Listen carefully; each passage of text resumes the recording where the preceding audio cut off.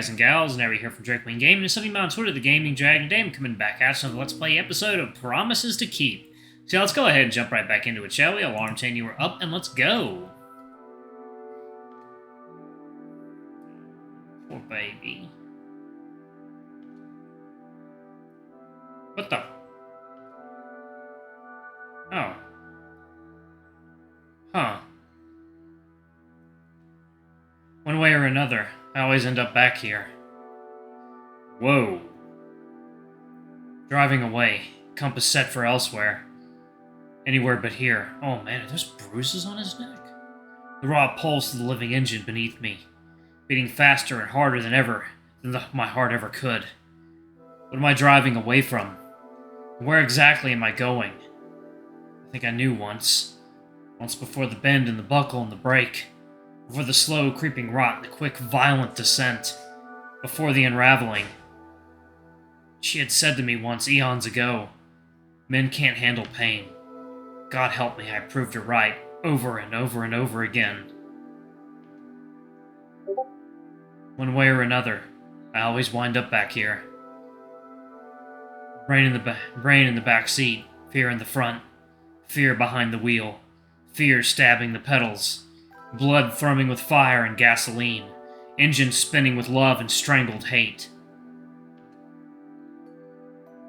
One way or another, I always wind up back here. A scared rabid animal in the glare of oncoming headlights. Knowing what's coming, and knowing it's already too late. 3 seconds till impact. How could you do this to me? 2.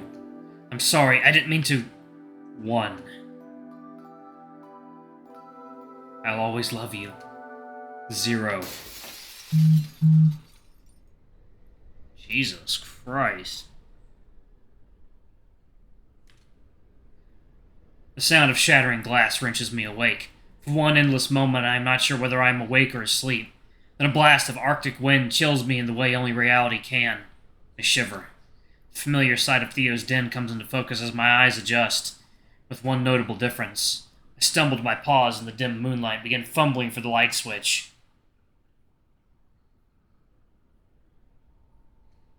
A fallen tree branch protrudes into the room like a gnarled needle piercing a vein. A distinctly foreign body, letting in the elements. Already snow has begun to gather on the floor. The chairs, the books, the den. Adrenaline rushes through me as my mind refocuses. I have to move his things before the snow ruins them. The speed born of sleep-addled panic, I began scooping books off the floor with both paws, mindful of the glass shards reaching up like grasping hands. I should be more careful. It'd only make things worse if I started bleeding all over the floor. I slipped my bare paws into thick boots and continue, crunching splinters of glass underfoot. I start on the disrupted bookshelf, grabbing pawfuls of leather-bound volumes and paperbacks alike.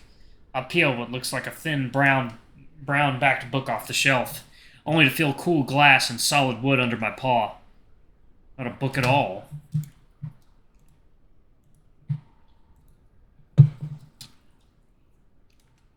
A framed photo. A framed photo that had been from the looks of the dust imprint, deliberately placed face down on the shelf, and left there for who knows how long.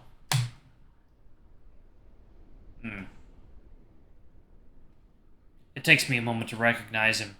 The same chocolatey brown eyes, the same freckled muzzle, but an unfamiliar sorrow. A sorrow he reveals only in brief, fleeting moments when memory steals him away. A teenage Theo and presumably his mother and father stare up at me, locked away behind dust-kissed glass. They look stiff, bound up in their Sunday best and making no effort to smile. As my eyes travel lightly across their faces, I feel a strange pull in my gut, a tightness, a tension that travels up my throat and holds me there, gently. Theo. I think once more of the photo on the stairs. His youthful, smiling face, light years away from this pinched, ironed portrait. Him and his aunt in front of a shiny new car. I shiver again. My gaze shifts to the intruding branch, and suddenly my mind clicks back into place. What the hell am I doing? I should go get him. He'll want to know immediately what's happened. I toss the photo onto the air mattress, throw on my jacket, and head directly to Theo's room. Theo? My voice sounds scratchy and strange, like it belongs to someone else. In just a few moments, I hear a gruff, "Be right there!" I hear a rustle of blankets, a shuffle of clothes, a light bump, and a hushed curse, and then the door opens. What's wrong, Leo? The window, it's... I utterly fail to speak. The fox waits graciously as I take a deep breath and try again. A branch fell. One of the windows in the den is broken. Theo's sleepy eyes jolt open, a violent electricity coursing through his frame. How bad is it? He asks, already halfway down the hall. Not good. I keep pace with him, boots thudding on the soft carpet. The snow's pouring in. I did my best to move things out of the way, but... We pass that same photograph again on our way down the stairs. This time another eyes are following us. Wordlessly, Theo thunders towards the den and throws open the door. Now that the master of the house is here, the howling wind seems louder than before. Theo's eyes follow the gnarled fork of the intruding branch up to its shattered base. He winces with real pain, as if it had pierced him instead. Good Lord, this is a nightmare! No kidding, I started moving things around, but you shouldn't have. Theo interrupts me sharply, almost dismissively, eyes never leaving the shattered window. You could have injured yourself. You should have just come right to me and let me handle it. That tugging feeling in my gut returns, twice as powerful as before. He has a few scars on him. That one in particular, oof. Really gotta wonder what caused that. That tugging feeling in my gut returns, twice as powerful as before. Whatever it is, it feels like it could pull me through the floor and into the earth. Go to the living room and rest. I'll finish up here. He waves with me away with a paw. Discussion clearly over. My stomach twists and knots as if someone had reached down my throat and wrung it out with both paws. Why does this hurt so much? I don't understand. Realistically, I could turn around and walk out of this room right now. Curl up on the living room couch and sleep until morning. Leave Theo alone with the remains. No. I'm helping you clean this up. The fox rounds on me, arms crossed. That won't be necessary. This is my house. I will maintain it myself. And like I said, it's dangerous for you to walk around in here. And like I said, I already started moving things. It's dangerous in here for you too, you know. You're not even wearing shoes right now. I point to a precariously vicious shard of glass only a few inches from Theo's bare paw. Theo, why do you think you have to do this alone? He doesn't respond. I think of our shared moments last night in the basement. Eyes meeting above easy, comfortable smiles, snuggled up to a warm wooden bar.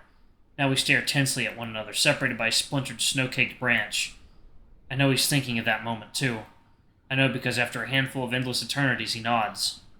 Okay, fine, he says, grudgingly, running a paw across the back of his neck. You can help. I'll need a hand to get this thing back out the window anyway. Relief smacks me like a giant wave, sweeping me along in its current. Great. Do you want to start with the branch? No, I think we'd better clean the area first. His practiced eyes survey the room. Please keep taking books and things in the living room. I want to get them out of the snow. I'll get the dustpan and start sweeping up. Okay, don't forget your boots. Yes, I know. He sighs lightly, more amused than upset. We work quickly, efficiently, and in near silence. I gather the books, keepsakes, and plants, moving them bit by bit into the warmth of the firelit living room. Meanwhile, Theo attacks the glass-riddled floor with a broom, sweeping the splinters away with vindictive force. We move in currents of tension and release. Straight and Harry would apart, sharing small smiles as our paths cross. The work progresses smoothly, until I re-enter the room to find him staring blankly at the wall, a small dark-framed photo in his hand. A slight twitch of his whiskers is all the acknowledgement he gives me.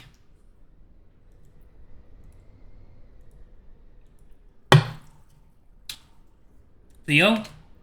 You alright? A stupid question, even for me. Windows shattered. Chairs ripped. Pillows destroyed. Books soaked through. This fucking thing stays untouched.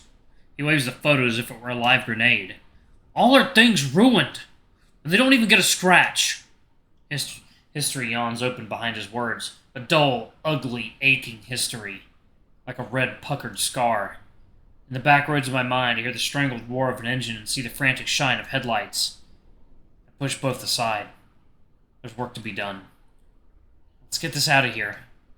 He stares at me, uncomprehending. This branch. I kick it with my booted paw. The raw thump echoes through the room. Once we get this out, we can start patching things up. He looks at me almost petulantly. Then he nods. Okay, I'll head outside. It'll be easier if someone's pulling from the other end. As long as you can get it out the window, I'll handle the rest. He tosses the photo aside and departs with a new purpose, sliding a coat over his fluffy arms. Sad to see them covered.